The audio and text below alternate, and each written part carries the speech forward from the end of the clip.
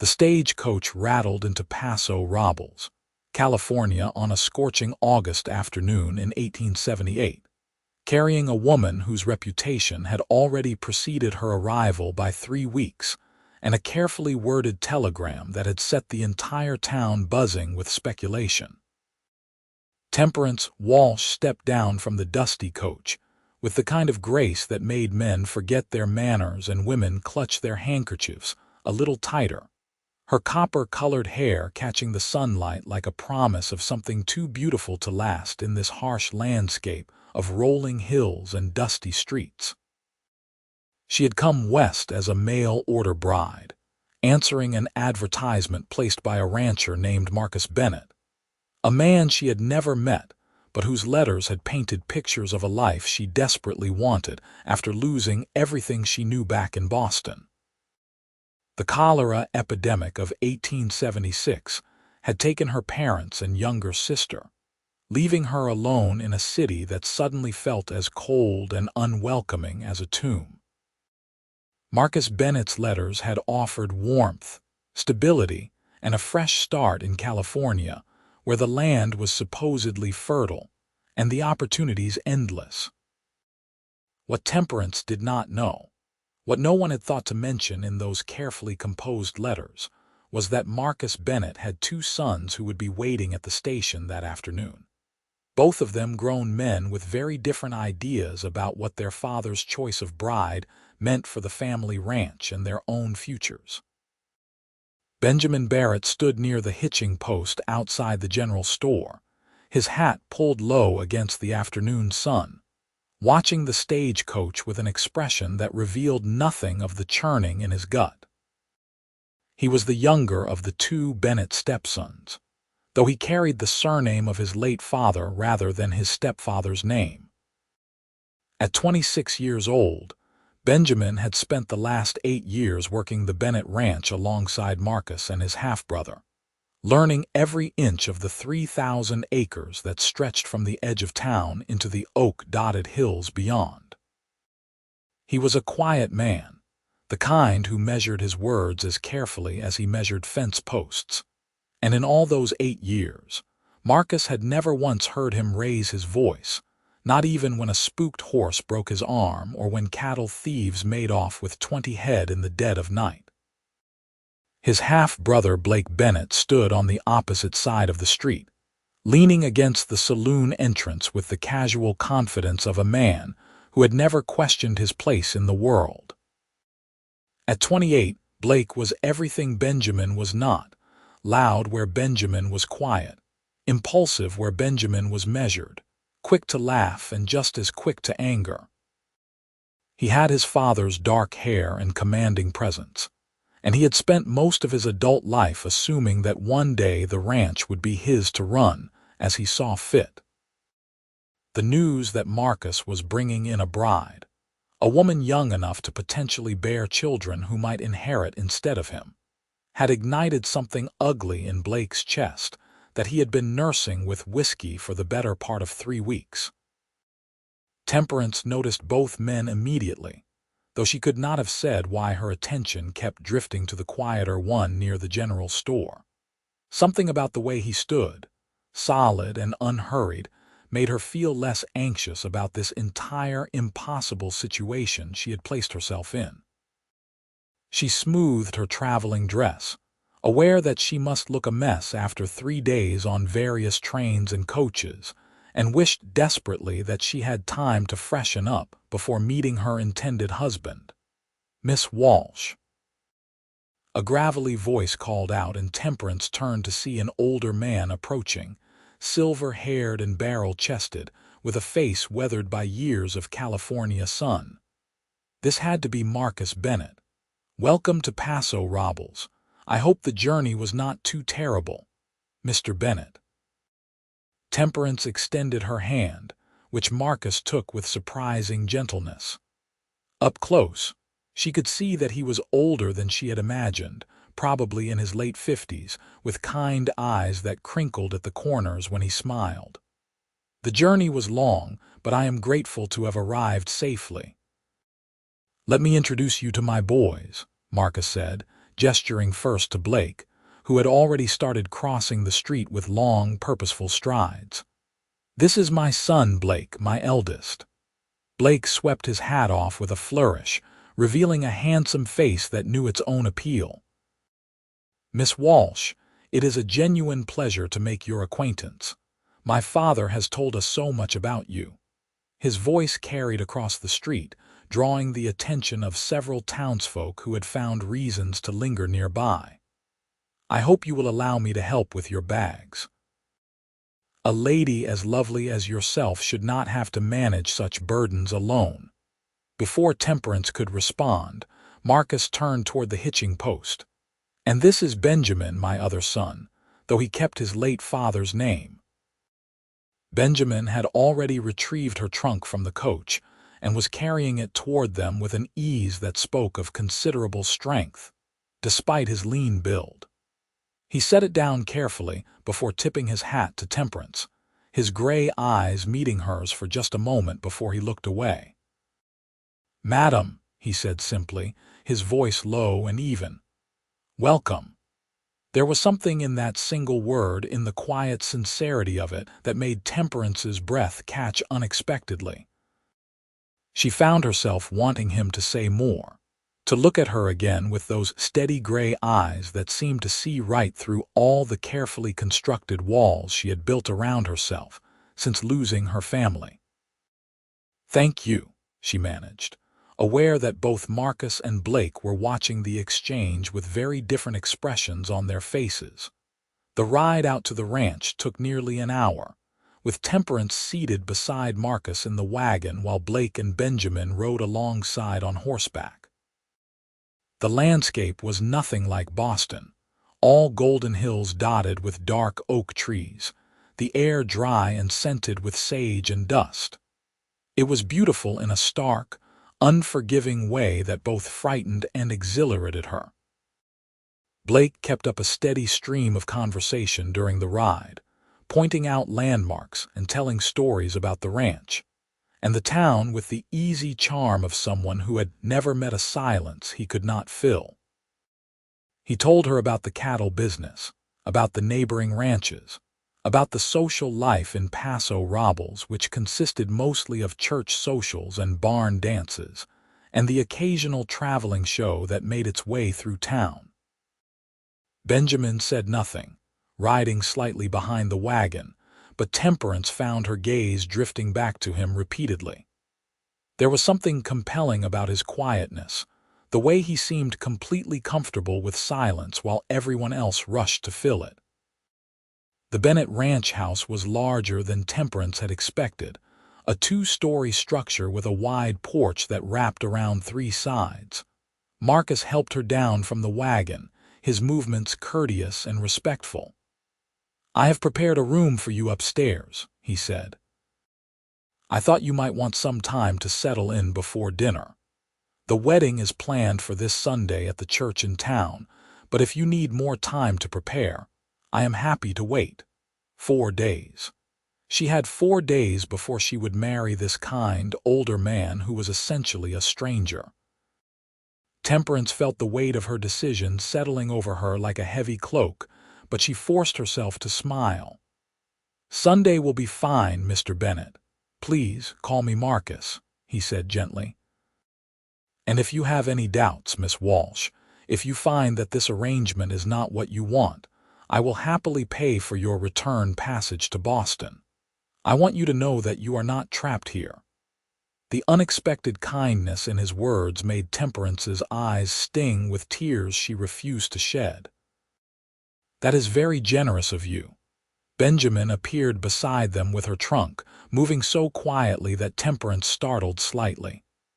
"I will take this up to your room," he said to Marcus, then added to Temperance, "It is the blue room at the end of the hall, overlooks the east pasture. You will get morning light." "Thank you, Benjamin," she said, and again that brief meeting of eyes, that sense of something unspoken passing between them. Blake stepped between them, breaking the moment. "Let me show you around the house, Miss Walsh.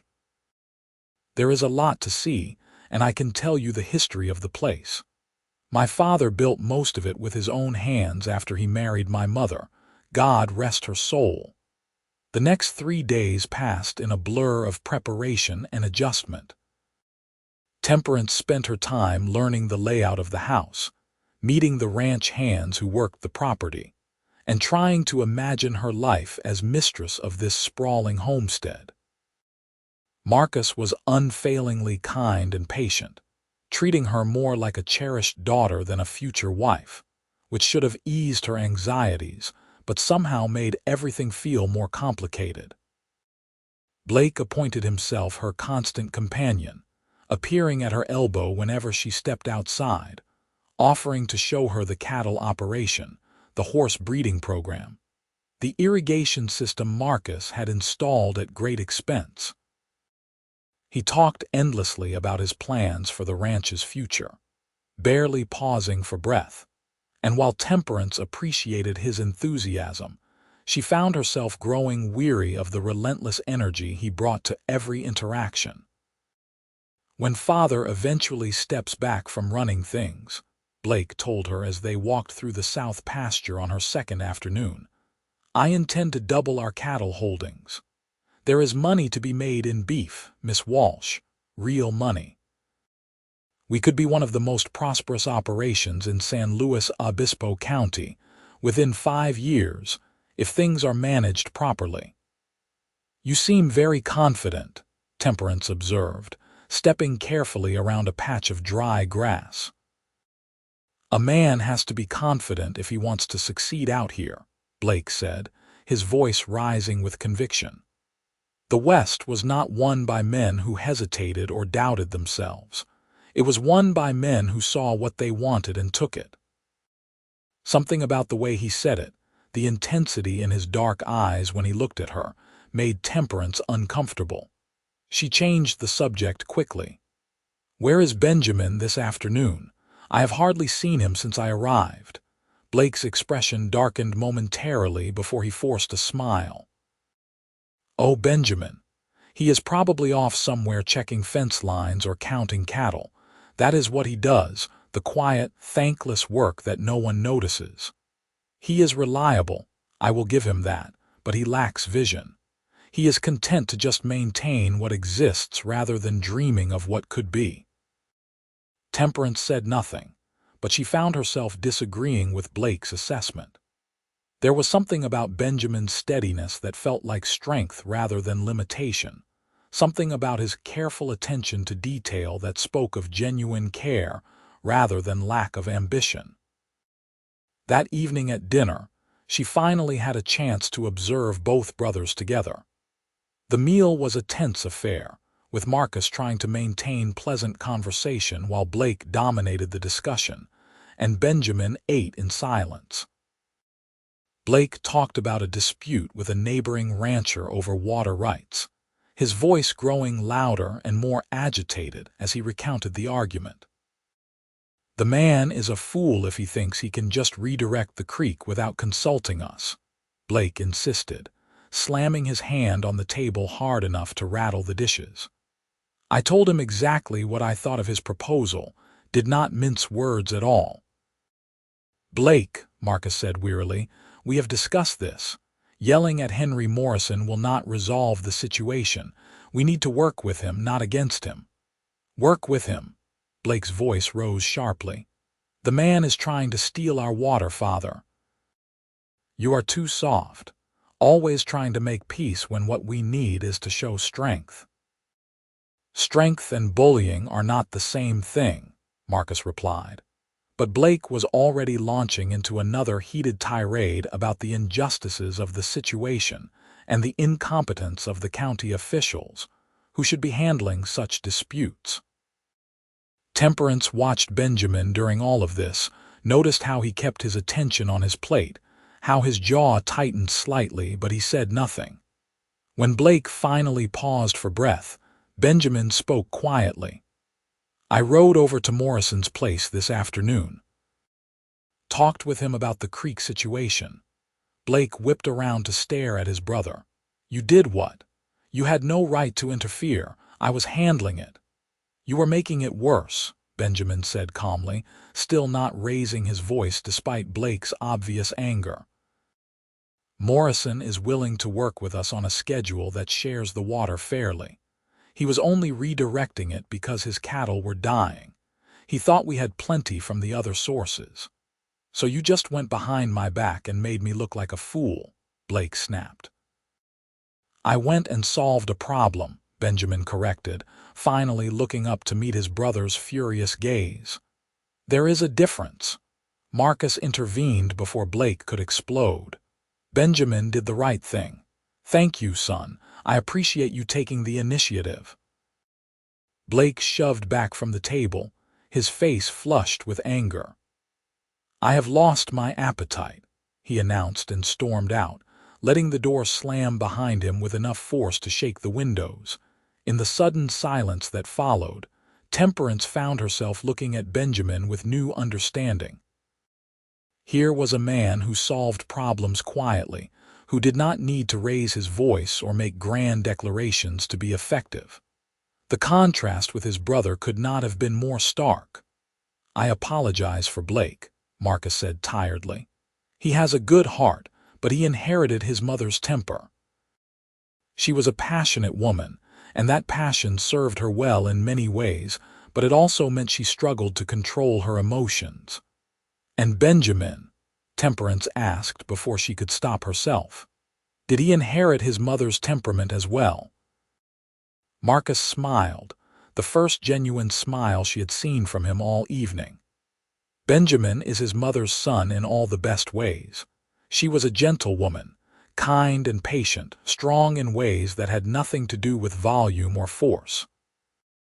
She died when he was 12, and I married his father a year later when I was struggling to manage my own grief and my infant son.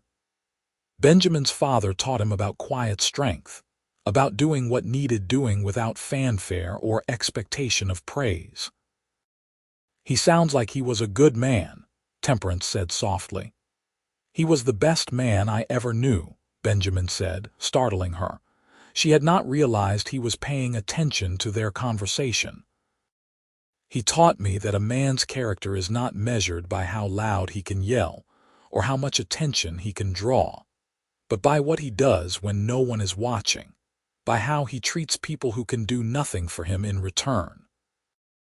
The words hung in the air between them, weighted with meaning that went beyond the simple statement.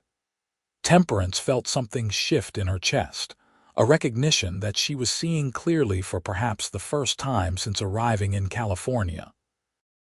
That night, lying in the blue room that looked out over the east pasture, Temperance stared at the ceiling and tried to sort through the tangle of her thoughts and feelings. She had agreed to marry Marcus, and he was a good man who deserved her honesty and respect. But every time she closed her eyes, it was Benjamin's face she saw, Benjamin's quiet voice she heard, Benjamin's steady gray eyes that made her feel like she was finally seen after years of being invisible in her grief. The next morning, she woke to find Benjamin already at work in the east pasture, mending a section of fence. From her window, she watched him work with methodical precision, his movements economical and purposeful. Without thinking, she dressed quickly and made her way outside, drawn by an impulse she did not fully understand. "Good morning," she called as she approached, aware that she was probably breaking some protocol by seeking him out alone, but past caring. Benjamin looked up, surprise flickering across his face before he schooled it back to neutral.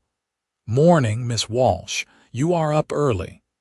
"I could not sleep," she admitted, stopping a few feet from where he worked. "I wanted to thank you for what you did yesterday with the neighbor and the water dispute." "No thanks needed," Benjamin said, returning his attention to the fence. "It was the right thing to do. But you made peace where your brother was making war," Temperance pressed. "That matters. That says something about who you are." Benjamin was quiet for a long moment, his hands stilling on the fence wire. When he finally spoke, his voice was even softer than usual. "Miss Walsh, I do not think we should have this conversation." "Why not?" Temperance asked, even though she knew exactly why not, knew that she was standing on dangerous ground. Because you are here to marry my stepfather, and because the way I am feeling right now is not appropriate given that fact, Benjamin said bluntly, still not looking at her. Because I have been fighting with myself since the moment you stepped off that stagecoach, and having you stand here talking to me like this is not making it any easier. Temperance's heart hammered in her chest. And how are you feeling? Finally, Benjamin looked at her, and the raw honesty in his eyes took her breath away. Like I want to ask you not to marry him. Like I want to tell you that I have never felt this way about anyone in my entire life, and the timing is the worst possible thing that could have happened. Like I am the biggest fool in California for falling for my stepfather's bride. He shook his head, looking away. But I would never disrespect Marcus like that. He has been good to me, better than he had any obligation to be.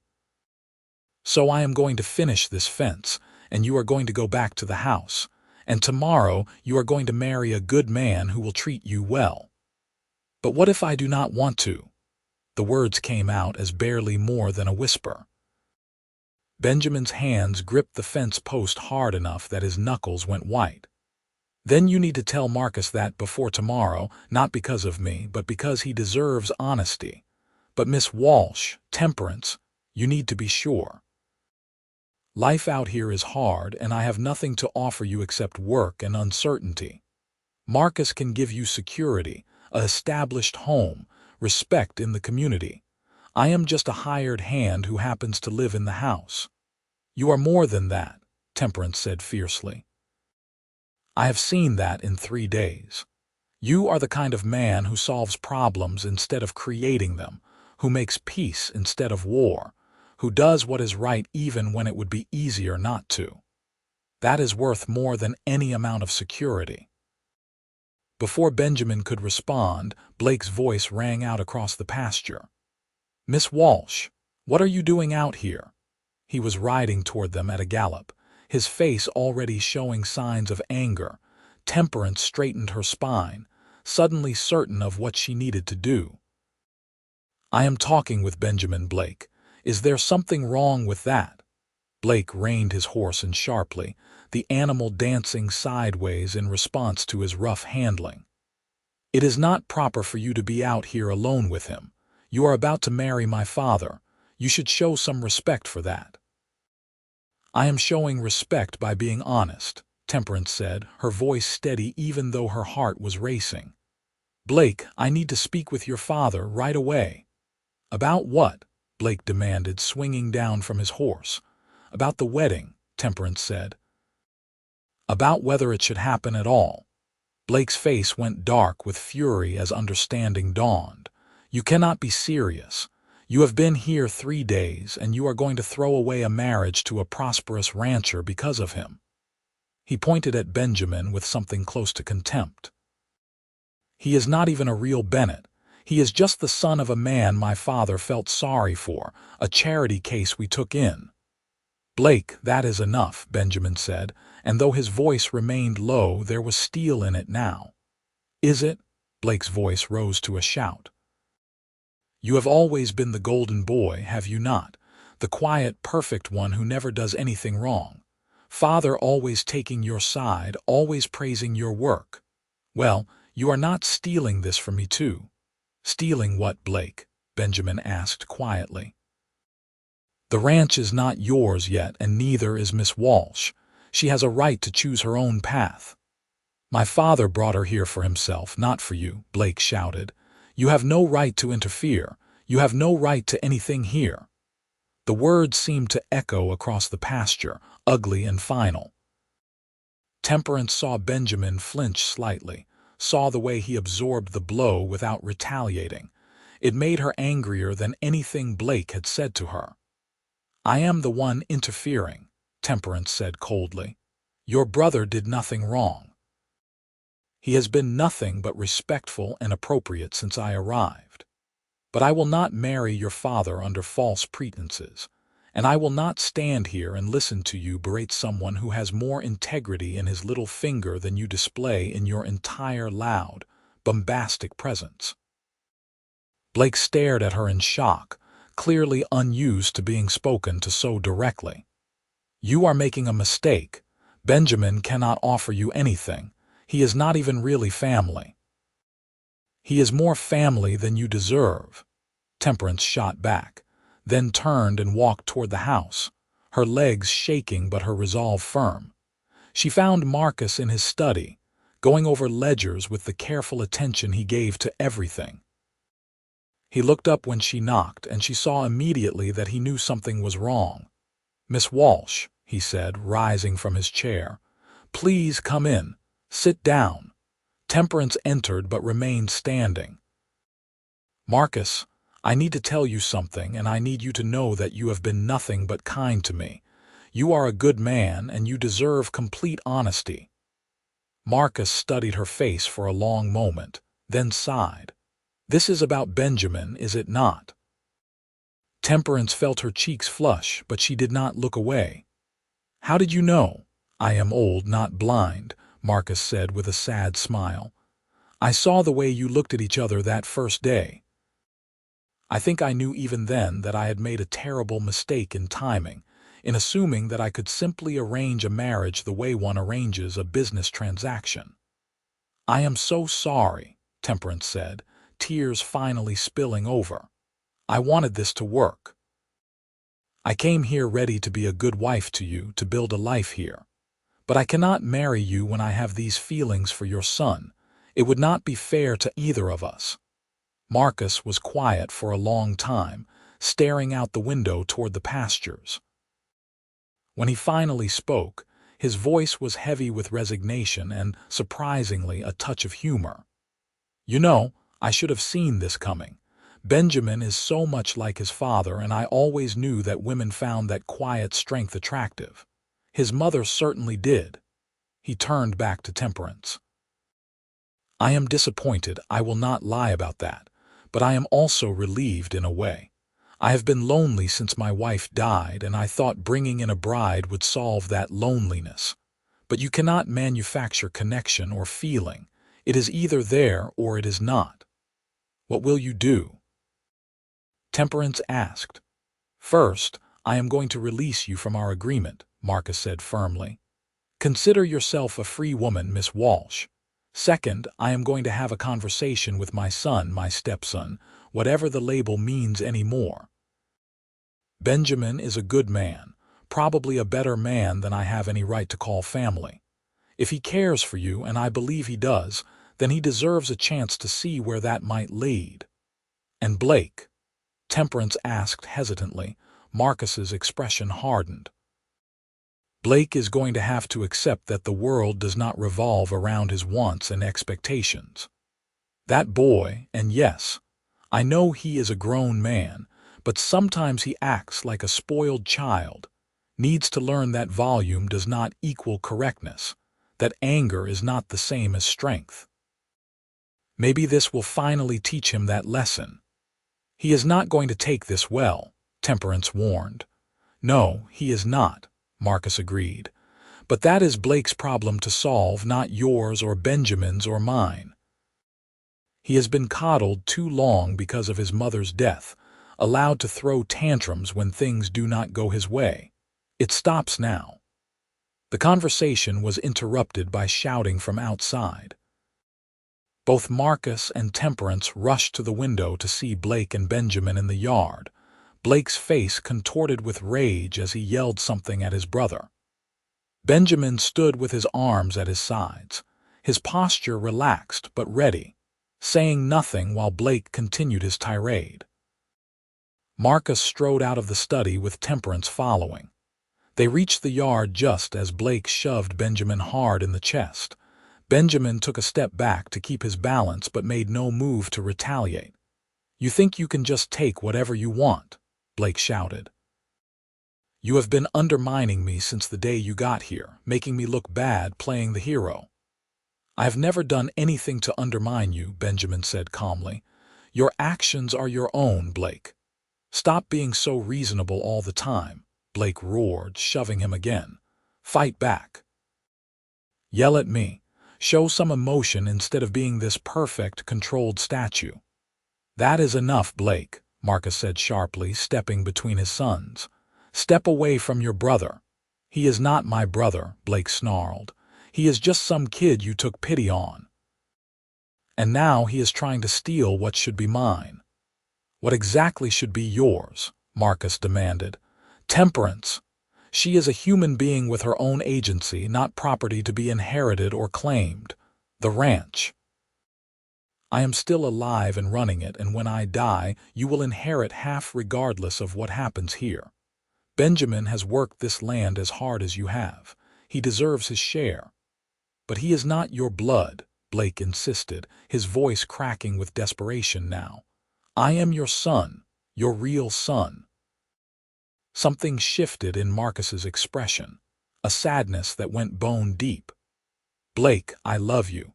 You are my blood, my boy, and nothing will ever change that. But love is not transactional. It does not mean I love Benjamin any less. There is room in my heart and on this ranch for both of you.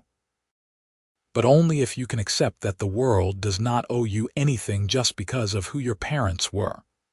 Blake stared at his father for a long moment, and Temperance saw the moment when hurt won out over anger. So you are choosing him over me. Again. I am not choosing anyone, Marcus said tiredly. I am trying to be fair to everyone involved. Fair would have been letting me run things the way I see fit, Blake said bitterly. Fair would have been not bringing her here in the first place. He jerked his chin toward Temperance. Fair would have been not making me watch while you give away everything that should be mine to someone who is not even family. Blake, Benjamin said quietly, you are my brother in all the ways that matter. I have never wanted to take anything from you.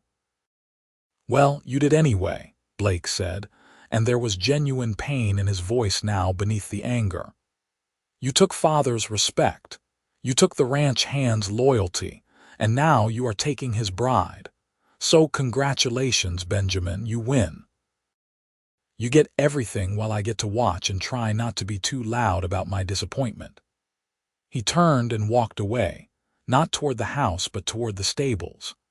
A few minutes later, they heard hoofbeats as he rode off toward town, pushing his horse faster than was safe on the dusty road.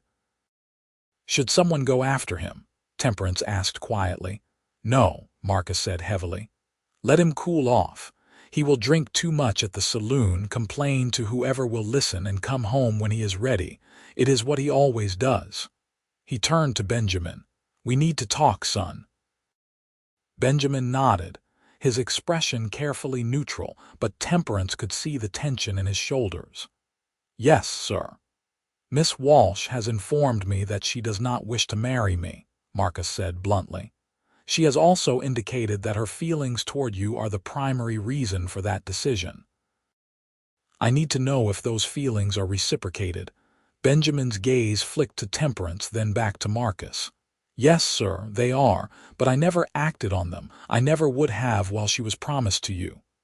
I know, Marcus said. That is who you are, Benjamin. That is what your father taught you. But the situation has changed now. Miss Walsh is no longer my intended bride. She is a free woman who can make her own choices. And if one of those choices is to pursue a relationship with you, then I am not going to stand in the way of that. Are you sure? Benjamin asked. I do not want to hurt you, Marcus. My pride is bruised, and I will admit to some disappointment, Marcus said honestly. But I am also old enough to recognize genuine connection when I see it. You two have something that Temperance and I never would have had. It would be selfish of me to deny that just because my timing was poor. He looked at Temperance. I want you to know that you are welcome to stay here at the ranch while you and Benjamin figure out what this is between you. You came west looking for a new life, and I hope you will still find that here, just perhaps not in the way any of us expected.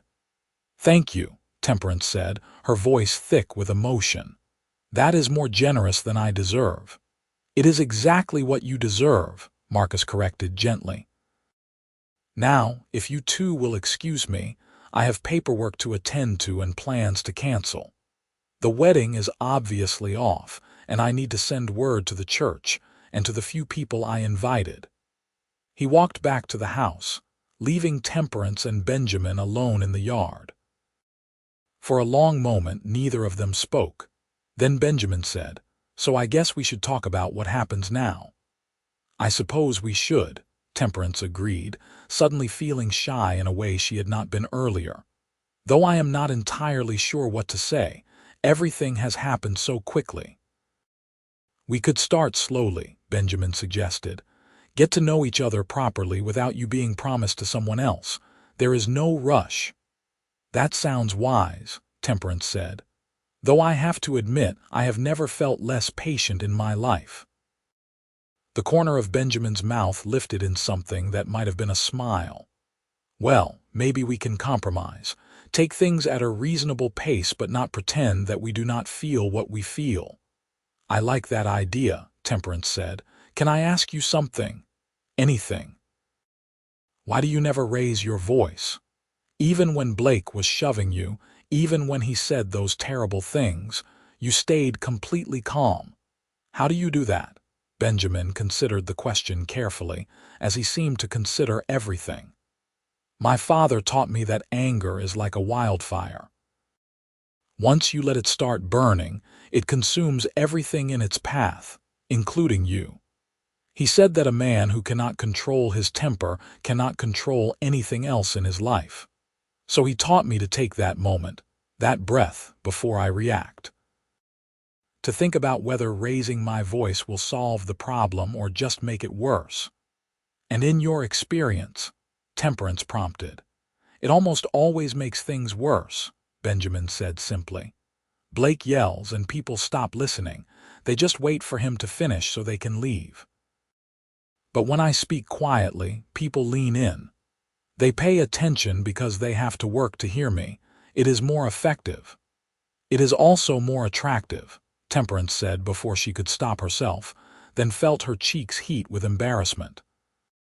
Benjamin's eyes met hers, and this time he did smile, a real, genuine smile that transformed his entire face. "Is that so?" "Yes," Temperance said firmly, deciding to own her words. "Blake talks about strength and confidence, but you actually embody those things. You do not need to announce your capabilities or your worth. You just quietly demonstrate them every day."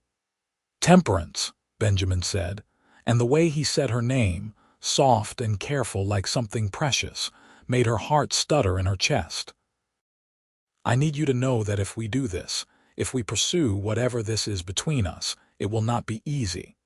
Blake is going to be angry for a long time. Some people in town might judge you for changing your mind about Marcus, and life on a ranch is hard work with no guarantees." "I know," Temperance said. "But I did not come west looking for easy. I came looking for real.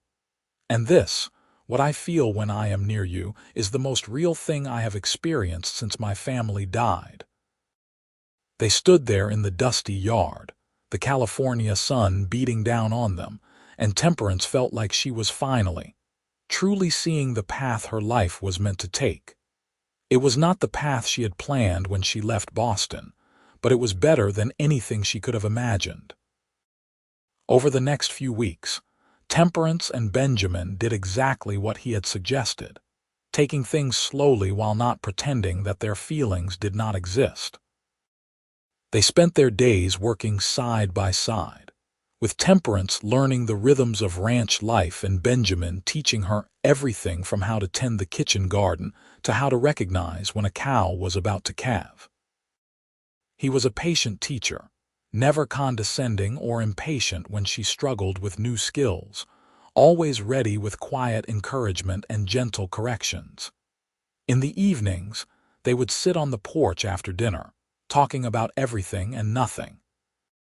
Benjamin told her about growing up with two fathers, about the grief of losing his mother, and then his stepfather, about the years of learning how to make a life in this harsh, beautiful landscape. Temperance told him about Boston, about the family she had lost, about the loneliness that had driven her west in search of something she could not name, but recognized the moment she saw him standing by that hitching post. Marcus watched all of this with a mixture of melancholy and genuine happiness. He was lonely, Temperance knew, but he was also gracious enough to be glad that something good had come from his failed plans. He began spending more time in town, joining card games at the saloon and attending church socials he had previously avoided, slowly building a social life that did not revolve entirely around the ranch. Blake was another matter entirely. He stayed away for 3 days after the confrontation, and when he finally returned, he was cold and distant with everyone. He did his work on the ranch but took no meals with the family, spending his evenings either in his room or in town drinking. He spoke to Benjamin only when absolutely necessary, and he ignored Temperance entirely, looking through her as if she did not exist. "Give him time," Marcus said when Temperance expressed concern. "Blake has always struggled with disappointment. He will eventually accept the situation." But Temperance was not so sure. She saw the way Blake watched her and Benjamin when he thought they were not looking, saw the bitterness etched into every line of his face. It worried her, though she tried not to let that worry overshadow the genuine happiness she was finding with Benjamin. One evening in late September, about 6 weeks after Temperance had arrived in Paso Robles, Benjamin asked her to take a ride with him. They saddled horses and headed into the hills as the sun began its descent toward the horizon, painting the sky in shades of orange and gold. Benjamin led them to a spot overlooking the ranch, where the land rolled away in all directions, and the only sounds were the wind in the oak trees and the distant lowing of cattle. "I used to come here when I was younger," Benjamin said as they sat on a fallen log, their horses grazing nearby. "When things felt too hard or too complicated. Up here, everything seems to make more sense." "It is beautiful," Temperance said, taking in the view. "I can see why you love this place." "I want to show you something," Benjamin said, pulling a small wooden box from his saddlebag. "This belonged to my mother. My father gave it to me before he died and told me to save it for someone special." He opened the box to reveal a delicate silver ring with a small turquoise stone set in the center. It was simple but lovely, the kind of jewelry that spoke of genuine sentiment rather than showiness. "Benjamin," Temperance breathed, understanding what he was offering. "I know it has only been 6 weeks," Benjamin said quickly. "I know that we should probably wait longer, do this properly. But Temperance, I am 30 years old, and I have never felt about anyone the way I feel about you. I do not need more time to know that I want to spend my life with you if you will have me. And I know that probably sounds crazy given how we met and the circumstances and everything with Blake, but I have learned that life is short and opportunities do not wait for perfect timing. Are you asking me to marry you?" Temperance asked, her heart soaring even as her mind tried to catalog all the reasons they should wait. "I am," Benjamin confirmed. "But I am also saying that we can wait as long as you need. We can have a long engagement, can take all the time you want to be sure. I just needed you to know my intentions, needed you to know that this is not just some passing attraction for me." Temperance looked at the ring, then at Benjamin's face, open and honest and more dear to her than she could have imagined possible in such a short time. She thought about everything she had learned about him in the past 6 weeks, all the small kindnesses and quiet strengths, the way he treated everyone from Marcus to the newest ranch hand with the same steady respect, the way he could calm a spooked horse with just his voice, the way he had never once pressured her or pushed for more than she was ready to give. "Yes," she said simply. "Yes, I will marry you, and I do not want to wait. Life is too short, and I have already lost too much time to grief and hesitation. I want to start our life together." Benjamin's face lit up with a joy so pure it made Temperance's chest ache. He slipped the ring onto her finger, and it fit perfectly, as if it had been waiting for her all along. Then he kissed her, gentle and sweet and full of promise, and Temperance felt like she was finally, truly home. They rode back to the ranch as stars began to appear in the darkening sky, hands clasped together between their horses. When they entered the house to share their news, they found Marcus in the parlor reading by lamplight. He looked up as they entered, took in their joined hands and glowing faces, and set his book aside with a knowing smile. "I see you two have news," he said. "We are getting married," Temperance announced, unable to keep the joy from her voice. "Benjamin asked me, and I said yes." Marcus rose and embraced them both. "Congratulations, this is wonderful news." "When?" "Soon," Benjamin said. "As soon as arrangements can be made, there is no reason to wait." "I agree," Marcus said warmly. "You have my blessing and my genuine happiness for you both." His expression grew more serious. "Though I should warn you, Blake is in the stables. He arrived back from town about an hour ago, and he was not in a good state." As if summoned by the mention of his name, the front door slammed open and Blake strode in, clearly having been drinking. He stopped short when he saw the three of them in the parlor, his gaze zeroing in on Temperance's hand in Benjamin's. "What is this?" he demanded, his words slightly slurred. "Another happy family moment I was not invited to, Blake," Marcus began, but Blake cut him off with a sharp gesture. "No, let me guess. They are getting married. Of course they are. Why wait, right? Why show any respect for the fact that she was supposed to marry you, father? Why worry about how anyone else might feel about this?" "Blake, you have been drinking," Benjamin said quietly. "Why do not you sleep it off, and we can talk in the morning?" "Do not tell me what to do," Blake snapped. "You do not get to be calm and reasonable right now. You do not get to act like you are the better man just because you never yell." "I am not trying to be the better man," Benjamin said evenly. "I am just trying to keep this from becoming a bigger problem than it needs to be." "Too late," Blake said bitterly. "It is already a problem. You are the problem, Benjamin. You have always been the problem, sitting there being perfect and patient and making the rest of us look bad just by existing." "That is not fair," Temperance interjected. "Benjamin has done nothing wrong. He has only been himself." "Exactly," Blake said, rounding on her. "He has been himself, which apparently is exactly what you wanted. Tell me, Miss Walsh, did you plan this from the beginning? Did you see two brothers and decide to cause as much chaos as possible?" "Blake, that is enough," Marcus said sharply, his patience clearly at an end. "You are drunk, and you are saying things you will regret in the morning. Go to bed now, or I will have the ranch hands escort you there." For a moment, it looked like Blake might argue further. But something in Marcus's expression must have penetrated the alcohol-fueled anger because he backed down, though not gracefully.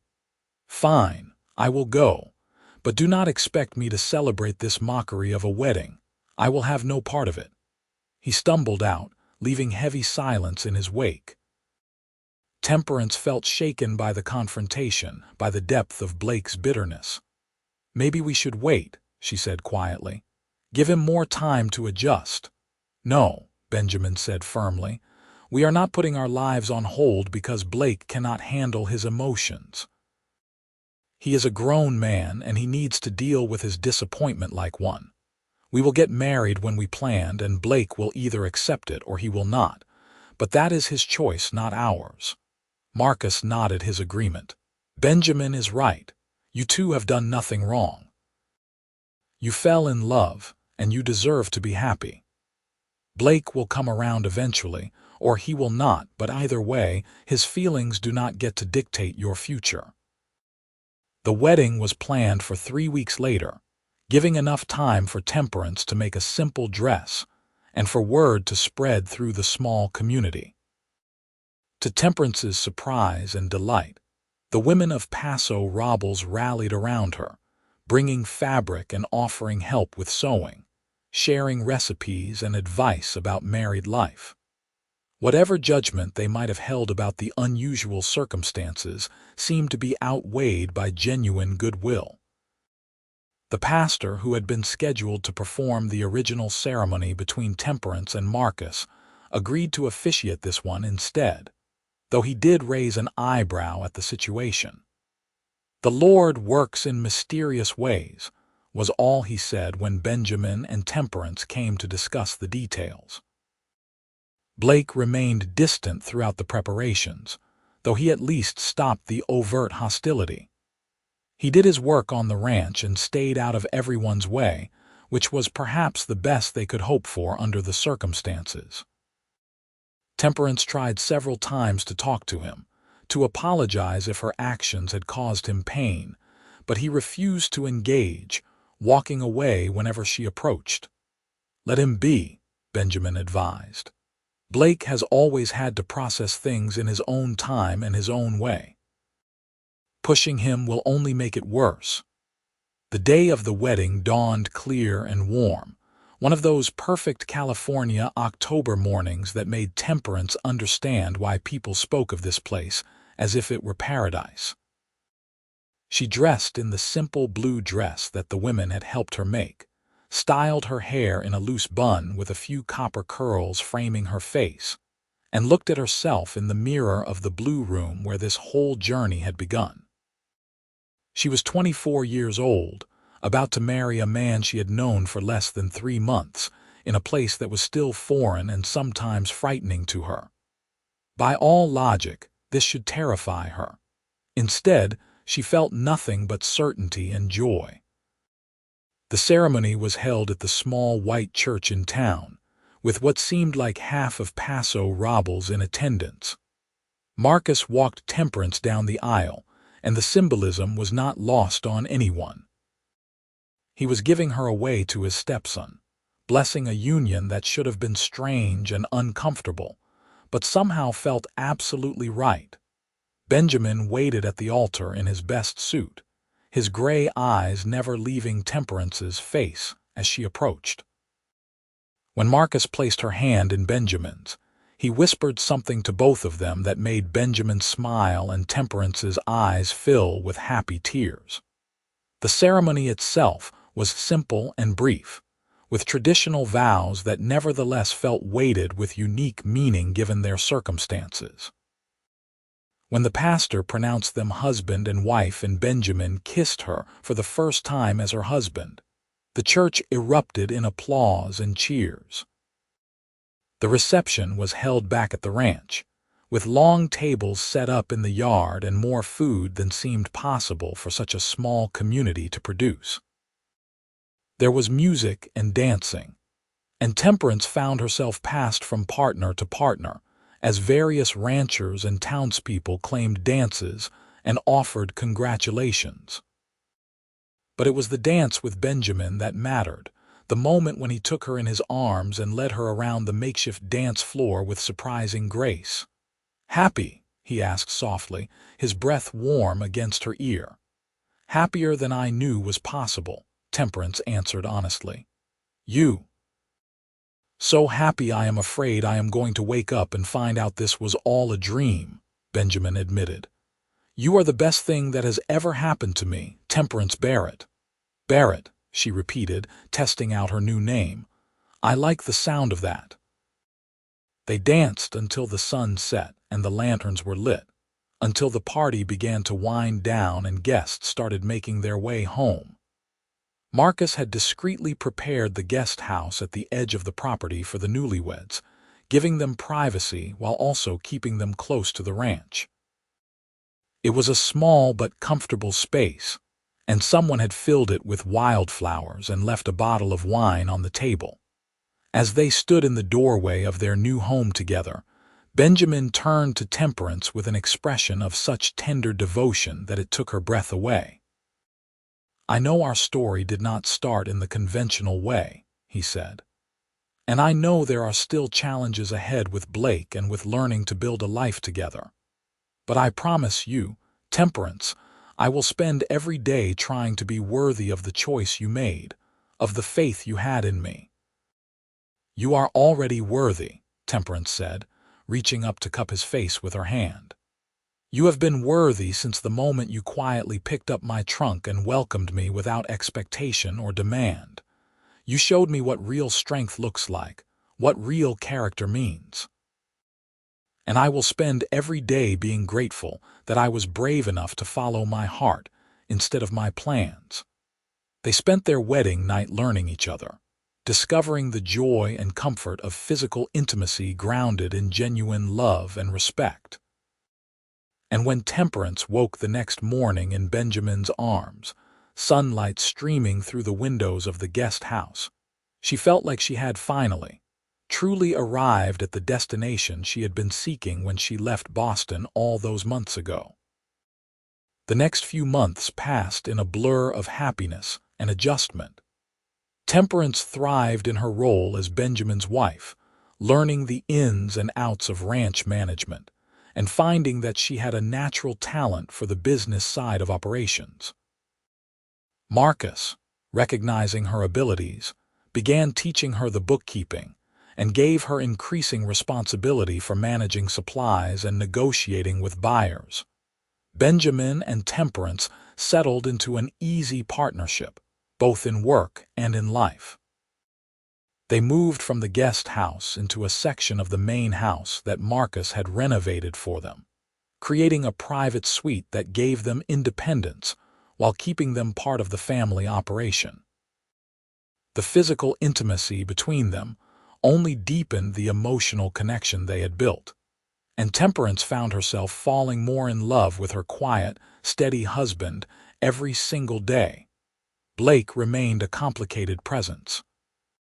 He was civil in public and functional in work situations, but the warmth that had once existed between the brothers was gone. Benjamin never pushed, never demanded that Blake accept the situation or pretend to be happy about it. He simply continued to treat his brother with the same quiet respect he treated everyone. And slowly, infinitesimally, Blake began to soften. The breakthrough came in early January of 1879, when a winter storm hit the area hard. The cattle needed to be moved to protected pastures, and several sections of fence had been damaged by falling branches. It was all hands-on-deck situation, with Marcus, Benjamin, Blake, and all the ranch hands working from dawn until well past dark for 3 straight days. On the second day, Benjamin's horse spooked while he was stringing wire, and he ended up with a nasty gash on his arm from the barbed wire. Temperance was in town getting supplies, and Marcus was dealing with a separate issue in the south pasture, which left Blake to handle the situation. Later, Benjamin told Temperance what happened. "He could have just sent me back to the house and continued working. Would have been the easiest thing and probably what I deserved after everything. But instead he patched me up himself, then insisted on finishing that entire section of fence so I could rest the arm, and when we were done, he said something that surprised me." "What did he say?" Temperance asked, gently cleaning the wound with the supplies Blake had hastily applied. "He said, 'You are a good man, Benjamin. I have been angry at you for being what I could not be, for having what I wanted. But watching you work yourself to exhaustion for this ranch, for our father, it reminded me that you did not take anything from me. You just did not get out of the way when I expected you to.' Then he said she picked the right brother. I can admit that now, even if it still stings." Temperance felt tears prick her eyes. That must have taken a lot for him to say. "It did," Benjamin agreed. "And I told him that he was wrong about one thing. He is a good man too, when he lets himself be. He just has to work harder at it than some people, has to fight against that temper and that need to always be the loudest voice in the room." But the fact that he does fight it, that he tries, that matters. After that conversation, things shifted gradually between the brothers. Blake began joining them for meals again, and while there was still awkwardness, there was also the beginning of healing. He started asking Temperance's opinion on ranch matters, respecting her growing expertise in ways he had not before. And one day in early spring, he approached her directly with something that had clearly taken courage to say. "I owe you an apology," Blake said, finding her in the garden where she was planting vegetables. "I said terrible things when you first arrived, treated you badly because I was angry and hurt and too immature to handle my feelings appropriately. You did nothing wrong. You just followed your heart, and I should have respected that from the beginning." "Thank you, Blake," Temperance said quietly. "That means a lot to me, and for what it is worth, I never meant to hurt you or cause problems. I just could not marry Marcus when I felt the way I did about Benjamin." "I know," Blake said. "And honestly, you did us all a favor. Marcus deserves to find love again with someone who actually wants to be with him, not just someone looking for security. And Benjamin, well, he deserves happiness more than anyone I know. He has been through enough loss for one lifetime." "We all have," Temperance said gently. "You lost your mother young too, that shapes a person." Blake nodded, his expression uncharacteristically vulnerable. "It does. And I think I spent a long time being angry at the world about that, taking it out on everyone around me, especially Benjamin because he seemed to handle his grief better than I handled mine. But he did not handle it better, he just handled it quieter. I am learning there is a difference." "You are learning a lot of things," Temperance observed. "Good things." "Trying to," Blake agreed. "Though I am never going to be as naturally even-tempered as my brother, some of us just have to work harder at controlling our volumes." Temperance smiled at the self-awareness in his words. "The fact that you recognize that and are trying is what matters." As spring turned to summer, life at the Bennett ranch fell into comfortable rhythms. The cattle operation prospered, helped by Temperance's careful management of expenses and Blake's improving ability to work with rather than against the neighboring ranchers. Marcus began courting a widow from town, a kind woman named Elizabeth who shared his love of reading and quiet evenings. And Temperance discovered, with a mixture of excitement and trepidation, that she was pregnant. She told Benjamin first, of course, catching him in the barn one evening after dinner. He was brushing down his horse, methodical and thorough as always, and she watched him for a moment before speaking, memorizing the peaceful concentration on his face. "Benjamin," she said softly, and he turned immediately, always attuned to the nuances of her voice. "What is wrong?" he asked, reading something in her expression. "Nothing is wrong," Temperance assured him quickly. "At least, I do not think anything is wrong. I am just, well, I am going to have a baby. We are going to have a baby." Benjamin stood completely still for a long moment, processing the information. Then he set down the brush with careful precision and crossed to her, pulling her into his arms with a gentleness that never failed to make her feel cherished. "A baby," he repeated, his voice thick with emotion. "We are going to have a baby. Are you happy?" Temperance asked, suddenly nervous despite the clear joy in his response. "Happy?" Benjamin pulled back just enough to look at her face, and she saw that his eyes were bright with unshed tears. "Temperance, I am so much more than happy. I am overwhelmed and terrified and more grateful than I have words to express. You have given me everything I never dared to hope for." "We did it together," Temperance corrected, but she was crying now too, happy tears that spoke of hope and future and the family they were building together. They told Marcus and Blake at dinner that night, and both men reacted with genuine pleasure. Marcus immediately began making plans to convert one of the spare rooms into a nursery, while Blake surprised them all by presenting Temperance with a beautifully carved wooden cradle a few weeks later. "I made it," he said gruffly, setting it down in what would become the baby's room. "Figured you might need one, and I am better with my hands than with words anyway." "Blake, it is beautiful," Temperance said, running her fingers over the smooth wood and intricate carvings of horses and oak trees. "Thank you. You are family," Blake said simply. "And this baby will be my niece or nephew. Family takes care of family." The pregnancy progressed smoothly, though the California summer heat made Temperance uncomfortable in her final months. Benjamin was attentive without being overbearing, adjusting his work schedule so he was never far from the house, making sure she had everything she needed without making her feel fragile or incapable. "I am pregnant, not made of glass," she reminded him one August afternoon when he tried to carry a basket of laundry for her. "I know," Benjamin said with that small smile she loved so much. "But I also know that you are carrying our child, and I want to take care of you both." "Let me have this, Temperance. You take such good care of us already," she said, but she let him carry the basket, recognizing it for what it was, his way of expressing love and concern.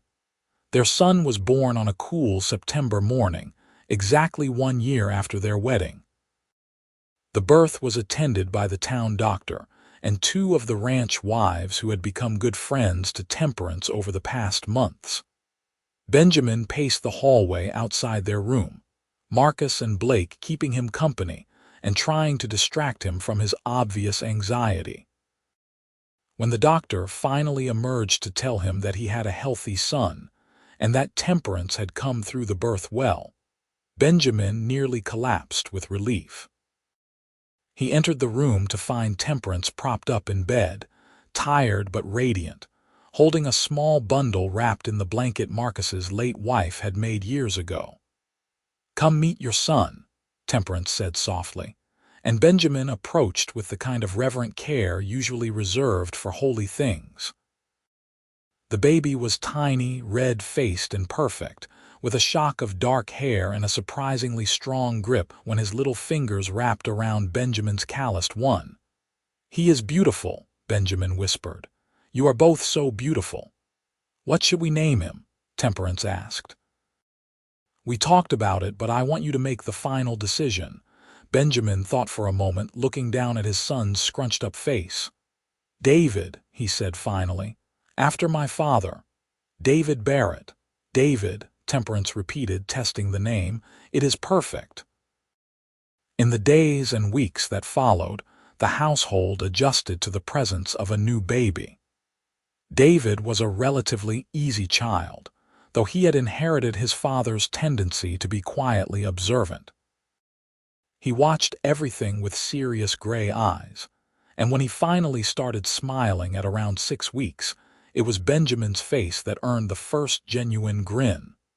Marcus was a doting grandfather, spending hours rocking the baby and telling him stories about the ranch. Blake was more awkward with infants, but he took his role as uncle seriously, already planning all the things he would teach David when he was old enough. And Elizabeth, who had married Marcus in a quiet ceremony that spring, proved to be a wonderful grandmother figure, offering Temperance advice and support without being overbearing. Life settled into new rhythms, dictated now by feeding schedules and nap times, and the constant wonder of watching a tiny human grow and develop. Temperance had never been happier, had never felt more settled or more certain that she was exactly where she was meant to be. One evening when David was about 6 months old, she and Benjamin sat on the porch watching the sunset, the baby asleep in Benjamin's arms. It had become their routine, these quiet moments at the end of long days, when they could just be together and appreciate what they had built. "Do you ever regret it?" Benjamin asked suddenly. "Choosing this life instead of the security Marcus could have offered?" Temperance looked at her husband, at the gentle way he held their son, at the peaceful contentment on his face, and felt her heart swell with so much love it was almost painful. Not for one single second. Marcus could have offered me security, but you offer me something so much better. You offer me partnership and respect and love that does not need to be loud to be felt. You offer me a life where I am valued not just for what I can do, but for who I am. You are everything, Benjamin said quietly. Everything I never knew I needed. And you are the man who never had to raise his voice to prove his worth, Temperance said, echoing the thought that had crystallized that very first day when she watched him handle Blake's anger with such steady calm. You showed me what real strength looks like, and I will be grateful for that gift for the rest of my life. They sat in comfortable silence as the sun dipped below the hills, painting the sky in shades of orange and pink and purple. In the distance, they could hear the cattle settling for the night, the low murmur of ranch hands finishing their evening chores, the sound of Blake laughing at something Marcus said from inside the house. It was not the life Temperance had planned when she boarded that stagecoach in Boston, nervous and grieving and desperate for a fresh start. It was better, richer, more real than anything she could have imagined. She had come west looking for security and found love instead. She had answered an advertisement for a mail-order bride and ended up with a true partnership. And as David stirred in Benjamin's arms, making the small, contented noises of a well-loved baby, Temperance thought about the choice she had made. The cowboy she had picked not because he was the loudest or the most obviously confident, but because his quiet strength and gentle nature had called to something deep in her soul.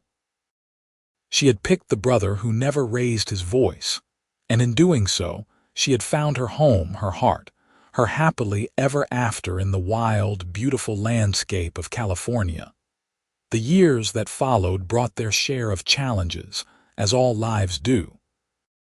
The ranch faced droughts and disease, economic downturns and difficult decisions. There were lean years when every penny had to be carefully counted, and abundant years when they could finally breathe easy and make improvements they had been dreaming about. Blake eventually married, finding love with a schoolteacher from San Luis Obispo named Caroline, who matched his passion with her own, but who also had a gift for channeling his energy in productive, rather than destructive directions. They had 3 children who grew up alongside David, and the 2 daughters that followed him, Josephine and Marie, creating a close-knit cousin relationship that brought joy to everyone at the ranch. Marcus lived to see all his grandchildren grow, passing peacefully in his sleep at the age of 72 with Elizabeth by his side. His death brought genuine grief to everyone, but especially to Benjamin, who had lost yet another father figure. But it was Blake, surprisingly, who helped his brother through that grief, stepping up in ways that showed how much he had grown and changed since those early days of bitter rivalry. "He loved you like you were his own blood," Blake told Benjamin at the funeral. "And in all the ways that mattered, you were his son just as much as I was. Actually, if I am being honest, you were probably the better son. You did not make him want to tear his hair out half the time." "He loved us both," Benjamin said, though his voice was rough with emotion. "And he would want us to continue working together, to keep building what he started." "Then that is what we will do," Blake agreed. "Partners like we should have been from the beginning." And they were partners for the rest of Blake's life. The Bennett Ranch became one of the most successful operations in San Luis Obispo County, known not just for quality cattle but for fair dealing and innovative practices. Much of that success was due to Temperance's business acumen combined with Benjamin's steady management and Blake's enthusiasm for expansion. David grew up to be a thoughtful young man, more like his father than anyone could have predicted. He had Benjamin's quiet strength and Temperance's sharp mind, and he eventually took over the day-to-day operations of the ranch when Benjamin started slowing down in his late 50s. Temperance's daughters were both strong-willed and intelligent, Josephine becoming a teacher like her Aunt Caroline, and Marie surprising everyone by studying veterinary medicine, one of the few women to do so in that era.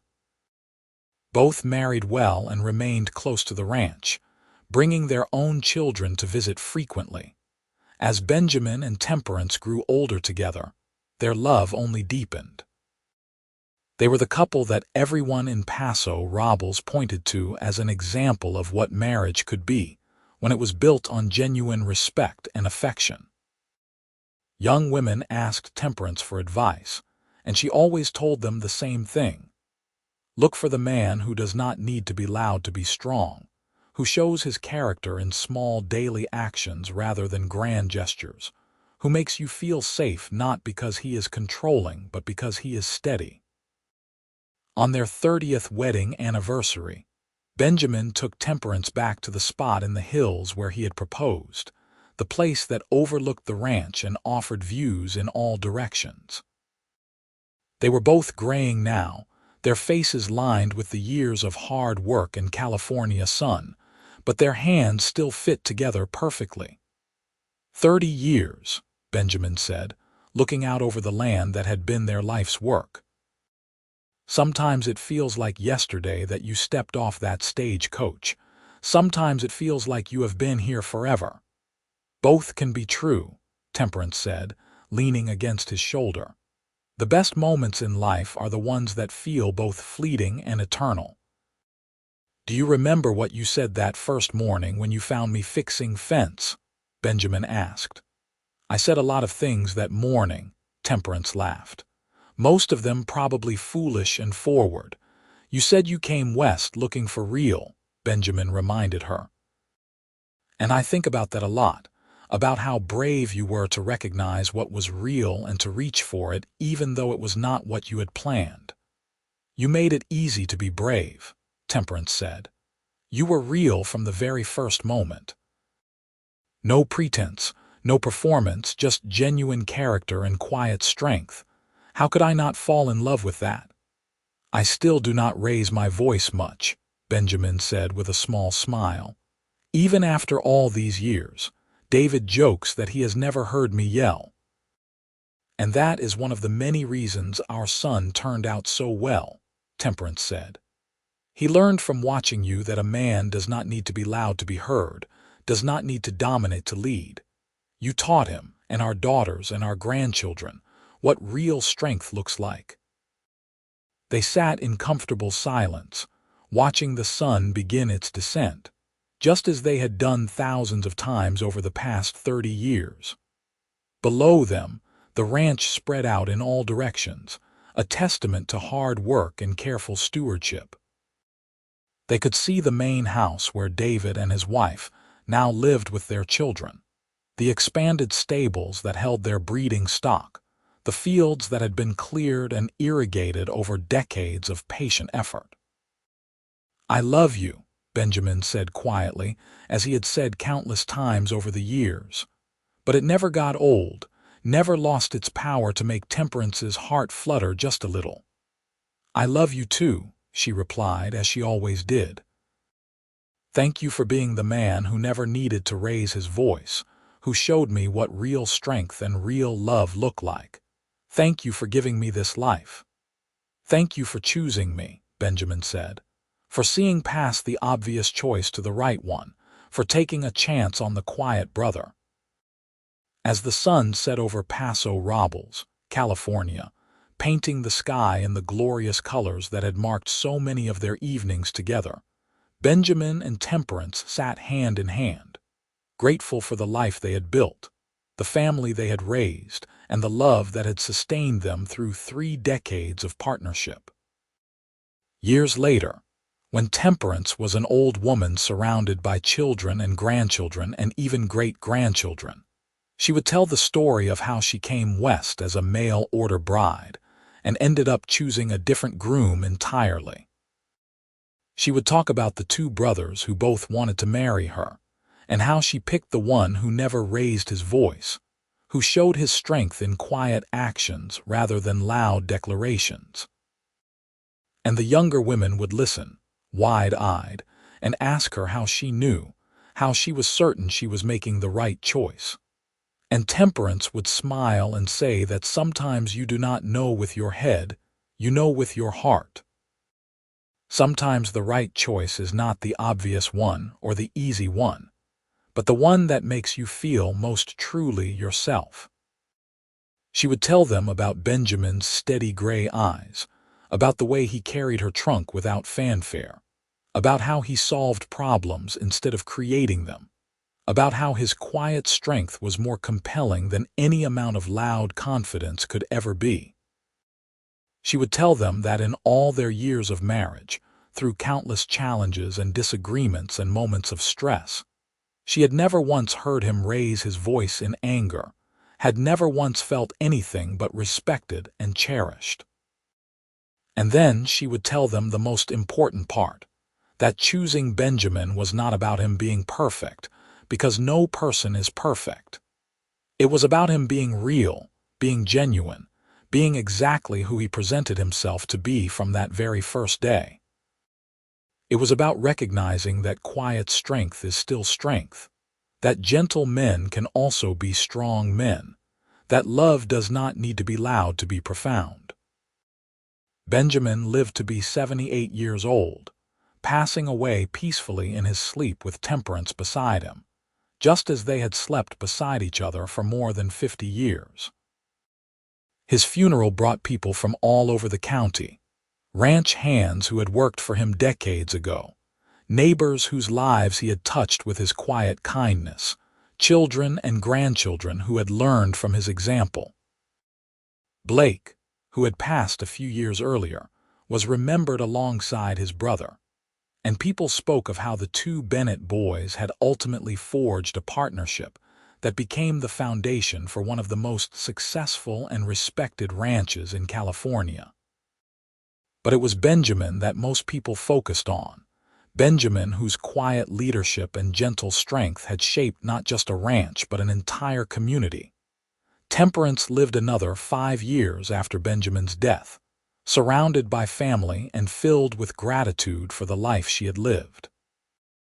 She spent her final years in the blue room where her journey had begun all those decades ago, looking out over the east pasture where she had first seen Benjamin mending fence, where she had first recognized that she was falling in love with the quiet brother rather than the loud one. On her final day, with David holding one hand and Josephine holding the other, Temperance looked around at the faces of her children and grandchildren and great-grandchildren, saw the legacy of love and strength that she and Benjamin had created, and felt nothing but peace. "Tell them," she whispered to David, her voice weak but clear. "Tell them about the cowboy who never raised his voice. Tell them that quiet strength is real strength, that gentle love is deep love. Tell them to look past the obvious choices to find the right ones." "I will, Mama," David promised, tears streaming down his face. "We all will. Your story, yours and Papa's, it will be remembered." And it was remembered, passed down through generations of the Barrett family. The story of how Temperance Walsh came west looking for security and found love instead, how two brothers fought over the same bride, and how she picked the cowboy who never raised his voice. It became a family legend, a reminder that the best choices are not always the easiest or most obvious ones, that true character reveals itself not in grand gestures but in small, consistent actions over time. The ranch itself continued to thrive under David's management, and then his children's management, growing and adapting with the changing times but always holding to the principles that Benjamin and Temperance had established. Hard work, fair dealing, respect for the land and the people who worked it, and the understanding that strength comes in many forms, not all of them loud. And sometimes, on quiet evenings when the sun set over the California hills in shades of orange and gold, The current generation of Barretts would gather on the porch of the house that had stood for more than a century and tell the story again. They would talk about Temperance stepping off that stagecoach in 1878, about Blake's loud confidence and Benjamin's quiet strength, about a woman brave enough to follow her heart instead of her plans. They would talk about how love built on genuine respect and admiration endures through decades and challenges, how partnerships forged in honesty and mutual support create legacies that last long after the original partners are gone. They would talk about the importance of seeing clearly, of recognizing that the loudest voice in the room is not always the wisest, that the man who never needs to raise his voice might be the one most worth listening to. And in this way, the story of Benjamin and Temperance lived on, not just as family history but as a lesson about choosing well, about looking deeper than surface appearances, about recognizing that true strength does not need to announce itself. It simply is. Their love story, born in the wild landscape of California in the late 1870s, became a testament to the enduring power of quiet strength, gentle leadership, and love that does not need to shout to be heard. The Bennett Ranch stands to this day, now in its sixth generation of family ownership, still successful, still respected, still built on the foundation that Benjamin and Temperance laid all those years ago. And on the mantel in the main house sits a small wooden box containing a silver ring with a turquoise stone, the ring that Benjamin gave Temperance on a hillside overlooking the ranch, the ring that symbolized a choice that changed everything. Next to it is a photograph, faded with age but still clear enough to see the faces of a man and woman standing on a porch, his arm around her waist, her head leaning against his shoulder. They are not young in the photograph, probably in their 60s, but the love between them is palpable even across the decades. He has a slight smile, that small, genuine expression that those who knew him would recognize immediately. She is looking at him rather than at the camera, and the expression on her face is one of complete contentment, of a woman who made the right choice and never regretted it for a single day. Beneath the photograph, in Temperance's own handwriting, preserved now under glass, is a simple inscription. To my beloved husband Benjamin, the cowboy who never needed to raise his voice, thank you for 53 years of quiet strength and endless love. You were, are, and always will be my right choice. Your devoted wife, Temperance. And that inscription, more than any grand monument or lengthy obituary, captures the essence of their story.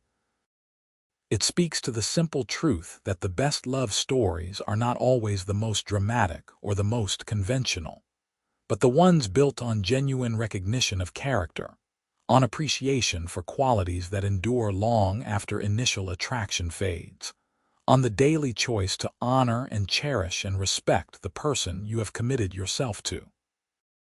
Temperance came west looking for a new beginning and found a lifetime of love. Two brothers fought over the same bride, each in their own way trying to win her affection.